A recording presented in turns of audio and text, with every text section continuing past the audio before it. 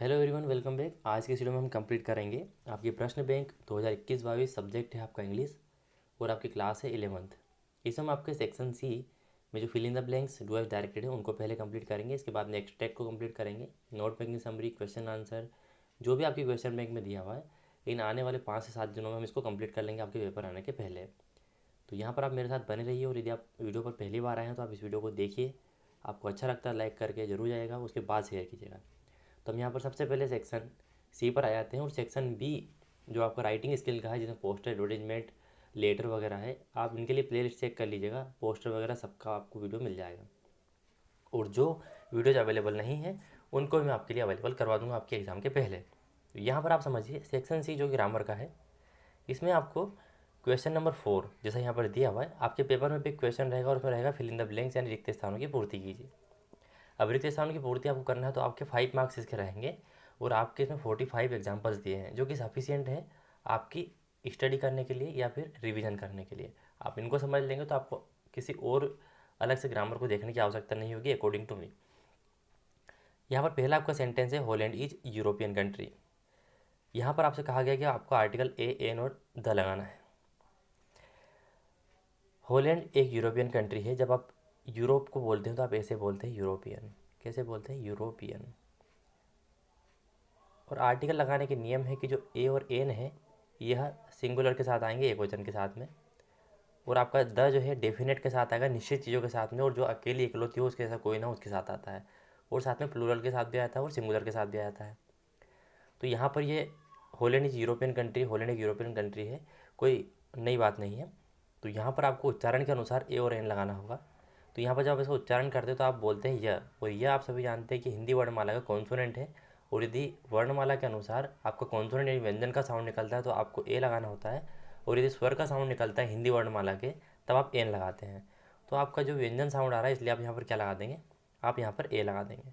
तो Holland is a European country, option number A आपका यहाँ पर ए वाला सही हो जाएगा। अब ये ना देखें कि यहाँ पर ए, ई, आई, ओ, यू है, ऐसा नहीं होता है। आपका जो उच्चारण होता है वह अकॉर्डिंग इनके अनुसार होना चाहिए, या फिर हिंदी वर्णमाला के अक्षरों के अनुसार होना चाहिए, ना कि आपको ये दिखाई दे तो आप वहाँ पर एन लगाएंगे, ऐसा आप नहीं करेंगे। They are watching movie.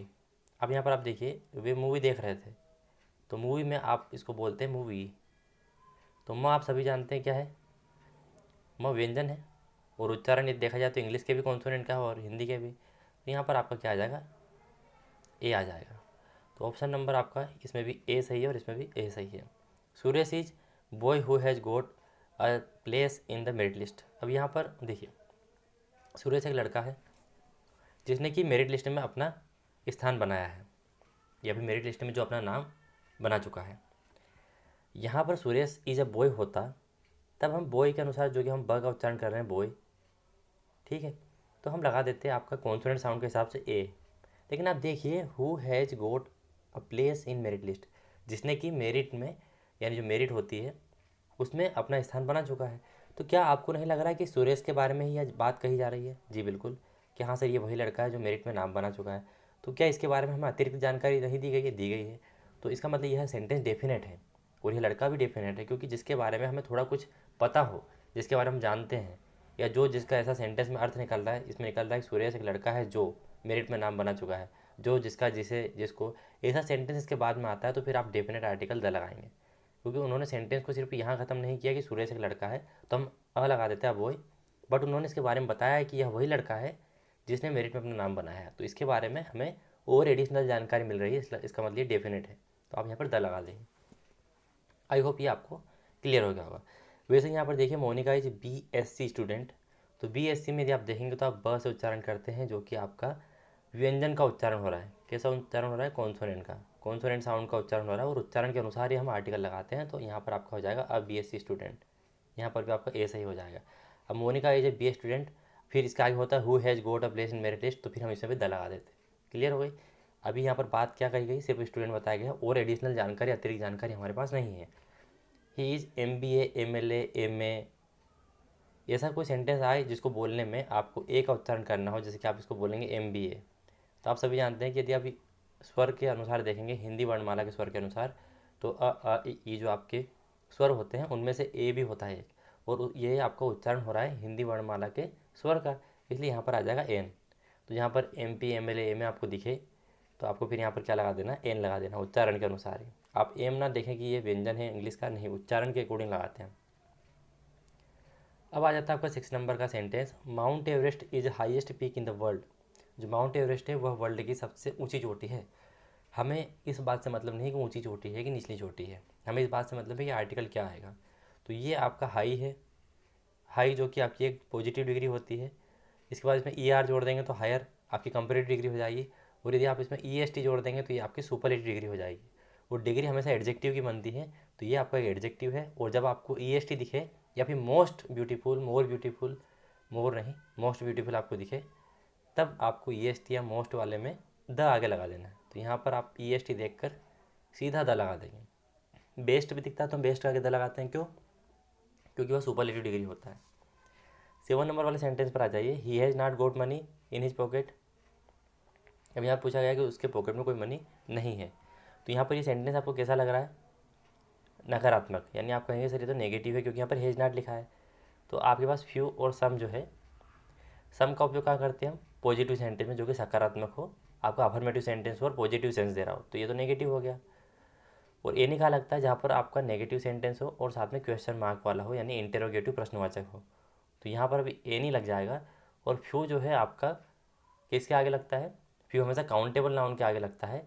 तो जो मनी है वह अनकाउंटेबल नाउन है, तो ये फ्यू भी नहीं आएगा। काउंटेबल अनकाउंटेबल नाउन उनको कहते हैं जिनको हम गिन सकें, 1 2 3 कह सकें कि मेरे पास 4 मोबाइल है, 5 बाइक है, उनके आगे हम नंबर वाली वैल्यू डाल सकते हैं। और अनकाउंटेबल नाउन उनको कहते हैं जिनके आगे हम वैल्यू नहीं डाल सकते। जैसे कि हम शुगर की बात करें, शक्कर की, तो हम ऐसा बोलते हैं 1 किलोग्राम शक्कर, तो उस 1 के बाद आप मात्रा लगाते हैं। या पानी की बात करें तो 1 लीटर वाटर या 2 लीटर वाटर, आप उस 1 या 2 के आगे कोई क्वांटिटी लगाते हैं जो कि उनकी यूनिट होती है।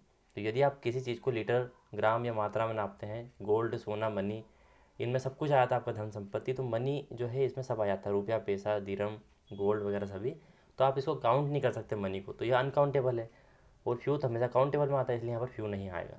काउंटेबल अनकाउंटेबल आप, आई होप आप सभी को समझ में आ गए होंगे। एक बार और समझिए कि जैसे आपके पास कोई वस्तु है जिसको आप गिन सके, आपके दोस्तों को भी आप गिन सकते हैं कि मेरे पास 4 दोस्त हैं। आप कभी भी ऐसा नहीं कहते कि मेरे पास 4 दर्जन दोस्त हैं, आप 4 दोस्त कहते हैं।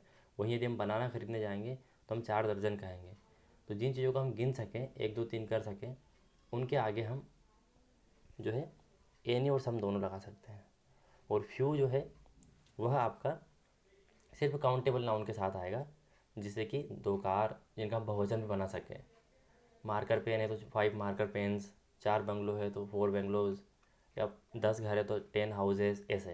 तो जिनके आगे वैल्यू आप पुट कर सके, जिनका आप बहुवचन बना सके, उनका आप काउंटेबल नाउन कहते हैं। तो काउंटेबल एंड काउंटेबल में आपको कोई मतलब ऐसा नहीं होना चाहिए कि आपको समझ में ना आए, क्योंकि आगे भी हमें अभी इसका पता लगाना है कि कैसे सेंटेंस में हम पुट करेंगे। तो यहाँ पर he has not goat money, तो ये मनी जो है आपका अनकाउंटेबल नाउन है, इसलिए यहाँ पर आपका ए नहीं आ जाएगा, क्योंकि यहाँ पर नेगेटिव भी दिया है और अनकाउंटेबल भी है। ये भी आ जाता है अगर सेंटेंस आपका हैज़ नॉट नहीं होता तो ये भी नहीं आ रहा, और ये काउंटेबल में आता है, तो ये दोनों हट जाएंगे।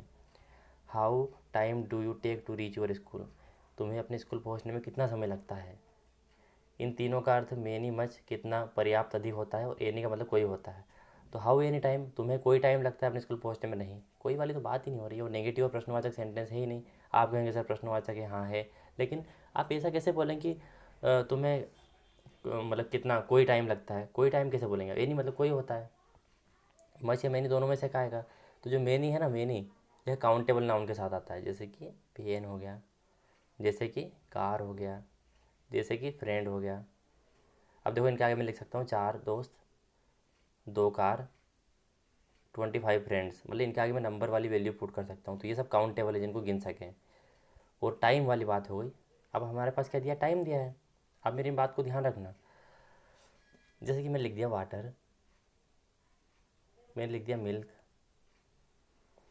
मैंने लिख दिया टाइम, मैंने लिख दिया गोल्ड, ठीक है, और मैं लिख देता हूँ यहाँ पर बटर। इनको देखिए आप, इसको किलोग्राम में लेके आएंगे, वाटर लीटर में होता है, मिल्क जो है ये भी लीटर में होता है, टाइम जो है समय की हम बात करते हैं तो समय सब कुछ आ जाता है, आपका मिनट, घंटा, इसमें सारे जो समय है वो सारा इंक्लूड हो जाता है। जो भी समय आपका ख़राब समय चल रहा है वो बात इसमें इंक्लूड हो जाएगी। गोल्ड यानी सोना, सोना भी आपका क्वांटिटी किलोग्राम में आता है। तो ये सारी चीज़ें आप इनके आगे ऐसा नहीं कह सकते कि मेरे पास 4 पानी है, आप कहेंगे मेरे पास 4 लीटर पानी है। आप ऐसा नहीं कहेंगे मेरे पास 10 मिल्क है, नहीं, आप इनके आगे नंबर्स पुट नहीं कर सकते। यदि आप नंबर पुट करेंगे तो उसके आगे आपको कोई ना कोई क्वांटिटी लगानी होगी। तो ये इस तरह के जो शब्द है, वर्ड्स है, इनका बहुवचन भी नहीं बनता है और ये सभी अनकाउंटेबल नाउन होते हैं जिनको गिना नहीं जा सकता। तो जो अनकाउंटेबल नाउन होता है उनके आगे आपको लगाना है मच, बस। तो ये हो जाएगा आपका। टाइम क्या है? अनकाउंटेबल, जिसको आप गिन नहीं सकते। आप ऐसा नहीं बोलते कि 2 टाइम हो रहा है, 2 समय बजा, ऐसा नहीं बोलते आप बोलते हैं 2 बजे हैं, ठीक है, ऐसा। और मेनी जो है काउंटेबल के साथ आता है, काउंटेबल है नहीं इसलिए नहीं आएगा। और एनी जो है नेगेटिव प्रश्नवाचक में आता है, तो आप इसका अर्थ भी ठीक से नहीं निकाल पा रहे, तो मच आ जाएगा यहाँ पर। The milk was taken for T, जो दूध है वह चाय के लिए लिया गया था। आल, होल या फ्यू। अब मिल्क यानी दूध है, दूध यानी अनकाउंटेबल, इसको हम गिन नहीं सकते, मतलब अनकाउंटेबल नाउन में आता है ये। तो फ्यू आपका काउंटेबल में आता है, मैंने अभी समझाया था आपको ऊपर इसमें, तो ये आएगा नहीं। और आल, कभी आल के पहले द आता नहीं है, होल के पहले आता है the whole world, the whole universe, ऐसा मतलब संपूर्ण ब्रह्मांड, संपूर्ण दुनिया। तो होल के पहले हमेशा द आता है, तो आपका होल सही हो जाएगा। आल के पहले कभी द आता नहीं, आल स्टार्टिंग, आल द होता है, कभी द ओल नहीं होता, मतलब आल के बाद हमेशा द आता है। आल द प्रेसिडेंट या जो भी है, या आल के बाद द भी नहीं आएगा तो चलेगा, लेकिन पहले कभी नहीं आता। और होल के पहले हमेशा द आता है, तो आपका यहाँ पर होल सही हो जाएगा। इतना समझ में आपको आ गया होगा। चलिए, the school library has books on psychology. अब यहाँ पर आप देखिए, किताब तो आप कह सकते हैं, बुक को क्या कह सकते हैं, मेरे पास 5 किताबें हैं, बिल्कुल कह सकते हैं, मतलब ये काउंटेबल नाउन है और इसका बहुवचन भी बना सकते हैं, बना दिया, ठीक है। अब आप यहाँ देखिए, फ्यू किसके साथ आता है? काउंटेबल के साथ में आता है, तो हाँ है, आ सकता है। लिटिल के साथ आता है? अनकाउंटेबल के साथ, जैसे कि मिल्क, टाइम वगैरह इनके साथ आता है, तो ये नहीं आएगा। मज भी उन्हीं के साथ आता है, milk, time, money, uncountable noun इनके साथ आता है मज, तो यहाँ तो काउंटेबल है, तो सीधा है, फ्यू आ जाएगा। आगे ना समझ में? ऊपर वाले सेंटेंस समझ के आप ऑटोमेटिक नीचे वाले सेंटेंस कंप्लीट कर देंगे। द मिल्क मैन, जो दूध वाला है, मिल्क्स डेली इन इवनिंग, वह इवनिंग यानी संध्या में दूध लाता है। तो लाता है मतलब आपका प्रेजेंट इंडेफिनिट टेंस है। और मिल्क मैन अकेला है और इकलौते के साथ जो वर्ब आएगी वह ब्रिंग्स आएगी, मतलब वर्ब तो रहेगी आपकी ब्रिंग, और एक वचन कर्ता के अनुसार सब्जेक्ट वर्ब एग्रीमेंट या फिर प्रेजेंट इंडेफिनिट के अनुसार आपका ए से एस लग जाता है, तो यह आपका सही हो जाएगा। और ये नहीं आएगा क्योंकि कंटिन्यूस टेंस नहीं है, और ब्रिंग आ सकता था यदि ये दे होता तो, दे मिल्कमैन, पर ये तो सिंगल अकेला है, इसलिए यहाँ पर आपका ब्रिंग से सही हो जाएगा। दे टू अ रेस्टोरेंट यस्टरडे, वे कल रेस्टोरेंट गए। गए मतलब या से ख़त्म हो रहा है, उसने चाय पी, उसने खाना खाया, मतलब सेंटेंस या, किया, लिया, दिया से समाप्त होता है, तो आपका पास्ट इंडेफिनिट होता है। लेकिन आपको तो यहाँ हिंदी में दिया नहीं है, लेकिन इस सेंटेंस यानी यस्टरडे आपको देखकर इसमें ऐसा पता लग जाएगा कि सेंटेंस पास्ट का है। और पास्ट में आप सभी जानते हैं कि वाज वर हेल्पिंग होती है, हेड बिन होती है, हेड होती है। यहाँ पर कोई भी हेल्पिंग ऑफ दी नहीं है, इसका मतलब ये पास्ट इंडेफिनिट का है, और पास्ट इंडेफिनिट वर्ब की सेकंड फॉर्म लगती है। तो फर्स्ट फॉर्म तो ये हो गई, सेकंड फॉर्म ये हो गई, और थर्ड फॉर्म ये हो गई, तो यहाँ पर वेंट आ जाएगा। They went to a restaurant, अगर यहाँ पर यस्टरडे नहीं होता तो आप गो लगा सकते थे। क्लियर है? यस्टरडे से हमें पता लग गया कि ये सेंटेंस पास्ट का, और पास्ट में हमेशा वर्ब की सेकंड फॉर्म आती है पास्ट इंडेफिनिट में, जो कि हमने वेंट लगा दी। प्लेस द पेन, जो पेन है उसको रखो कहाँ पर? टेबल पर। टेबल में इन मतलब में, इनसाइड में टेबल के अंदर, ऑन मतलब पर, टेबल पर रखो।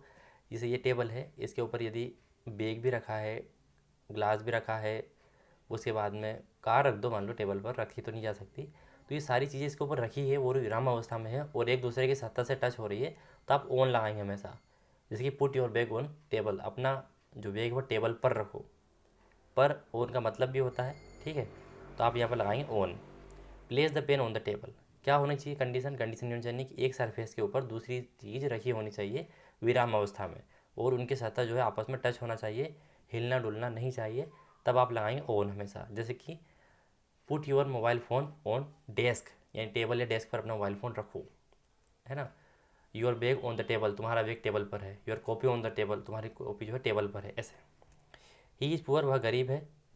और एंड मतलब और, बट मतलब परंतु, और यानी अन्यथा। वह गरीब है और खुश है। वह गरीब है परंतु खुश है, तो परंतु वाला ज़्यादा सही लग रहा है तो बट लगाएंगे। वह गरीब है अन्यथा या खुश है, वह गरीब भी है या खुश है, ये पूछ रहा है हमसे, नहीं पूछना थोड़ी है, आपको बताना। वह गरीब है परंतु खुश है, तो बट इस पर सही हो जाएगा। ये आज के इस वीडियो का 15 नंबर का लास्ट सेंटेंस है, इसके बाद 15 वाले हम अगले वीडियो में करेंगे, जिसकी प्लेलिस्ट बनी हुई है 11th English question bank solution, जिसमें आपको सारे वीडियो मिल जाएंगे, आपकी जो भी क्वेश्चन बैंक है सेक्शन वाइज आपको सारे वीडियो मिल जाएंगे, आपको बस विजिट करना है। Traffic rules B follow, traffic rules का पालन होना चाहिए या करना चाहिए।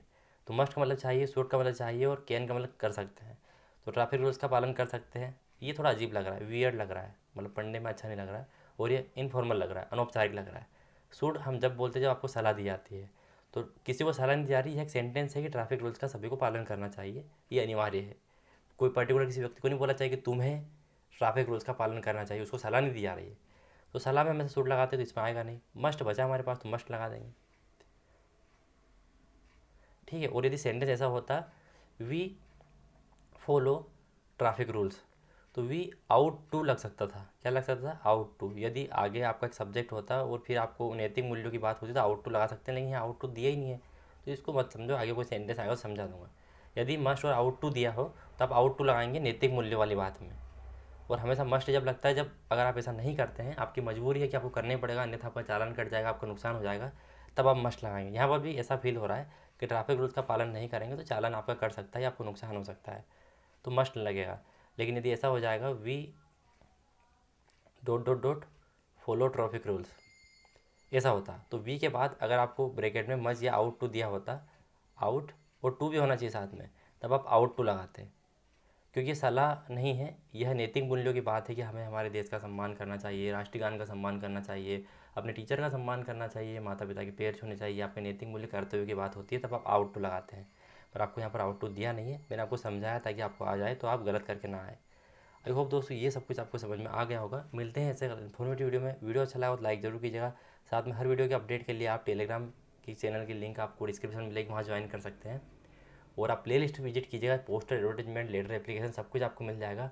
और मैंने अच्छे से एक्सप्लेन किया कि कौन सी चीज़ आपको कैसे बनानी है। फिर भी कुछ समझ में नहीं आया तो आप इससे कमेंट बॉक्स में पूछ सकते हैं या फिर मुझे इंस्टाग्राम पर मैसेज कर सकते हैं। मिलते हैं दोस्तों ऐसे कल इन्फॉर्मेटिव वीडियो में, तब तक के लिए टाटा, बाय बाय।